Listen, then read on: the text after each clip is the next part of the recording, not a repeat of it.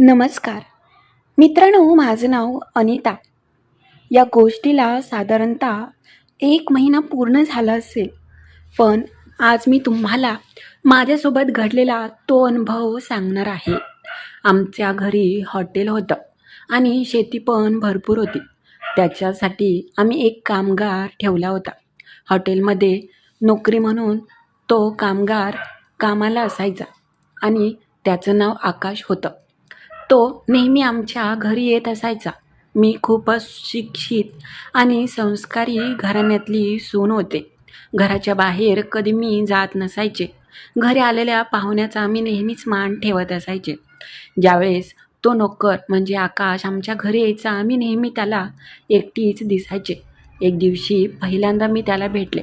मला तो खूप चांगला वाटला. आमच्या चांगली ओळख होऊ लागली. हळूहळू आमचं बोलणं होऊ लागलं होतं. पण एक दिवशी असं काय झालं, तो शेतातून सरळ आमच्या घरी आला. त्या दिवशी त्याने मला एकटीला पाहिलं आणि मला म्हटला की शेतातील तर काम रोजच होईल. आज मी तुमचं ऐकणार आहे आणि तुमचं सगळं काम करणार आहे. मग त्या दिवशी नक्की त्याने माझ्यासोबत काय केलं होतं, हॉटेलमधल्याच त्या नोकराने कसा घरी येऊन आनंद घेतला आणि त्या रात्री काय घडलं, तीच कथा आज मी तुम्हाला सांगणार आहे. पण त्याच्या आधी जर तुम्ही नवीन असाल आणि अजूनपर्यंत आपल्या या चॅनलला लाईक सबस्क्राईब केलं नसेल तर लगेच करा. चला तर मग कथेला सुरुवात करते. नमस्कार मित्रांनो, माझं नाव अनिता. मी दिसायला जेवढी देखणी होते, वागायला तेवढीच चांगली आणि तेवढीच मी शांत होते. माझ्या लग्नाला 5 ते 6 वर्ष झालं. मला घरात कशाचीच कमतरता नव्हती. गावामध्ये खूपच अगदीच मान सन्मान आमच्या कुटुंबाला होता. सगळेजण सन्मानाने बोलत असायचे. आमचं स्वतःचं घर होतं, पण स्वतःचं एक चांगलं हॉटेलसुद्धा होतं. काही दिवसांपूर्वीच आम्ही हॉटेल सुरू केलं होतं. घरातील सगळे मला म्हणायचे की तुझा पायगुण खूप चांगला आहे. तो आल्यापासून घरात खूपच भरभराट होऊ लागला आहे. मी पण घराकडे स्वतःचं घर असल्यासारखंच आता पाहत असायचे. माझं वय साधारणतः 32 वर्षांचं, पण मला घरात सगळ्यांसमोर मैत्री आणि सगळ्यांसमोर नातं जपायला खूपच आवडत असायचं. मी दिसायला खूपच अगदी तरुण दिसायचे आणि तेवढीच मी मादक पण होते. मी स्वतःला नेहमी व्यवस्थित ठेवलं होतं. आमचं शेत जिथं होतं रस्त्याच्या कडेलाच होतं आणि तिथेच हॉटेल होतं. त्याच्यात आकाश नावाचा एक तरुण आम्ही नुकताच कामावरती ठेवला होता. मी कधी त्याला भेटले नव्हते. कधी मी त्याला पाहिलंसुद्धा नव्हतं. पण एक दिवशी झालं असं. संध्याकाळची वेळ होती. नेहमी हॉटेलमधले सगळं लागणाऱ्या वस्तू वगैरे घरीच ठेवलेल्या असायच्या. त्यामुळे कोणी ना कोणी घेण्यासाठी नेहमी येत असायचं.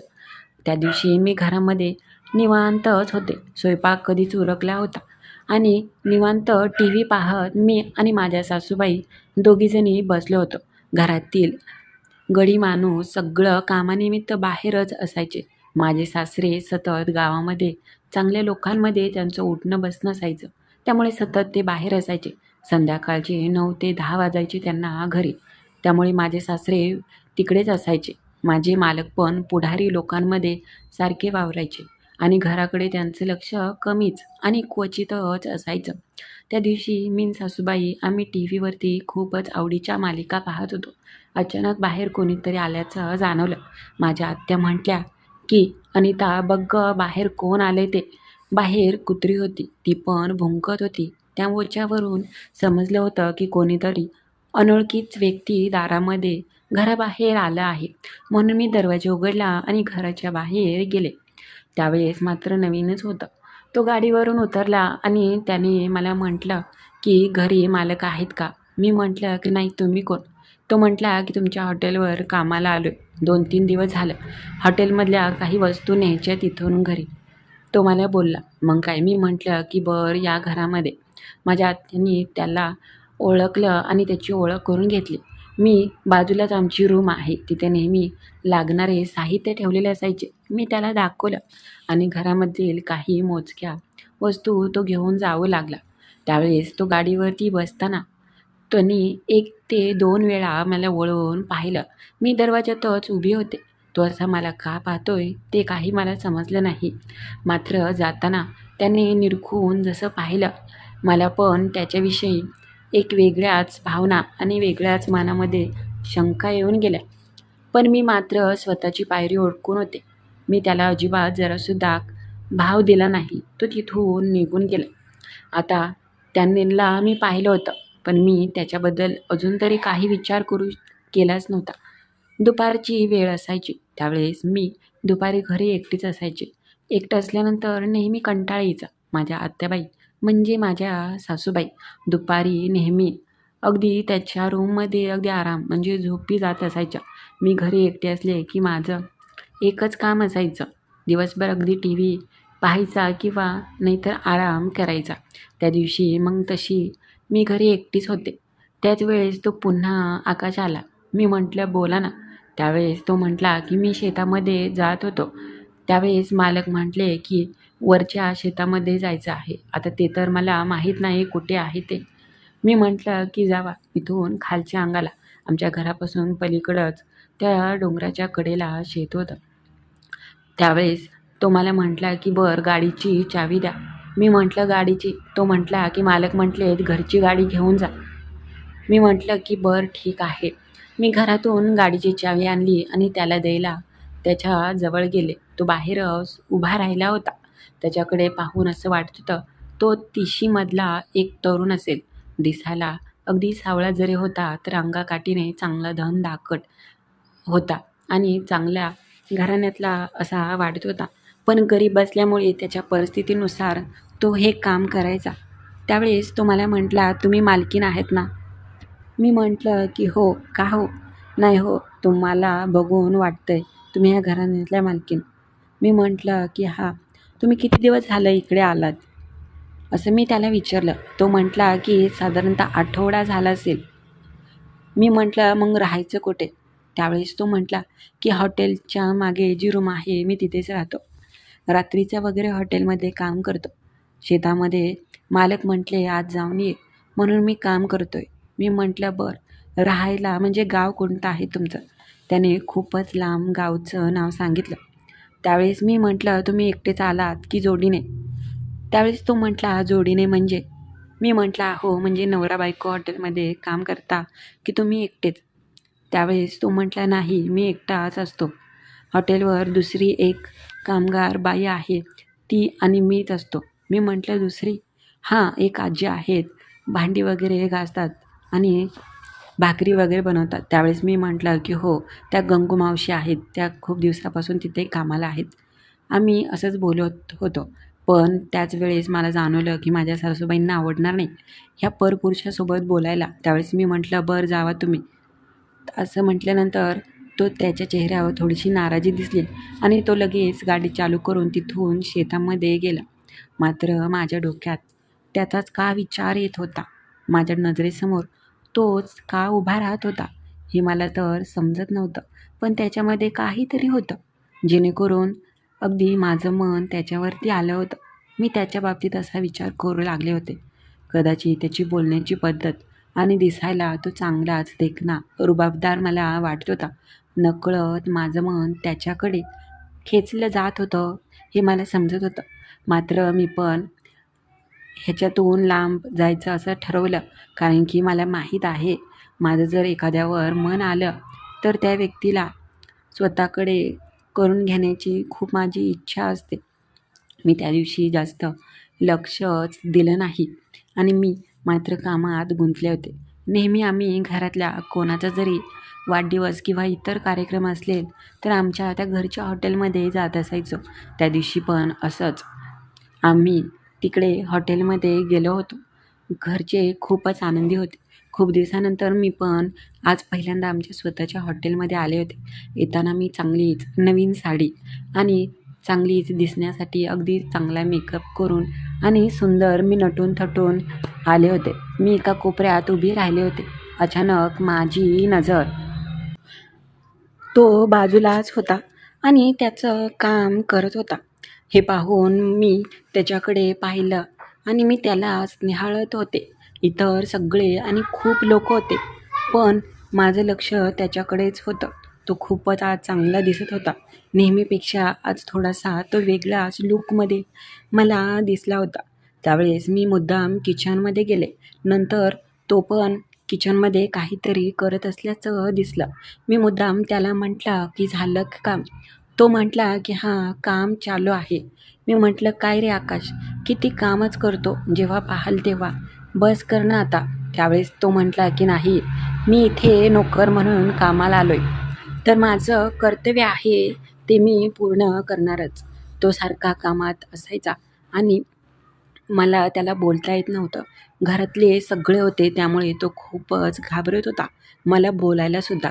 त्यामुळे कोणाला काही वाटू नये त्यामुळे तो लगेच माझ्यापासून दूर जायचा. कदाचित तो सगळ्यांना इथे पाहून घाबरला असेल. आम्ही खूप चांगल्या घराण्यातली आणि खूपच आमच्या घराण्यातले वागायला खूपच रागीट स्वभावाचे होते. त्यामुळे तो जरासुद्धा मला पाहत नव्हता. मी त्याच्याजवळ गेले की तो मला लांब जायचा. मला त्याचं हे वागणं अजिबात आवडलं नाही. एकतर मी त्याला बोलते आणि तो मात्र मला जरासुद्धा भाव देत नाही. मला खूपच वाईट वाटलं. मी लक्ष दिलं नाही. त्या दिवशी आमच्या हॉटेलमध्ये रात्री कार्यक्रम उरकायला साधारणतः 11-11:30 वाजले. खूपच दमलो होतो. मला खूपच थकवा आला होता आणि तेव्हा मग खूप उशिरा झाला आम्हाला घरी जायला. आल्यानंतर मी खूपच आराम केला. दुसऱ्या दिवशी सकाळी उठून आमचे हे बाहेरगावी काही दिवसांसाठी निघून जाणार होते. त्यांना मात्र मी विचारलं की ते मला अजिबात सांगत नसायचे.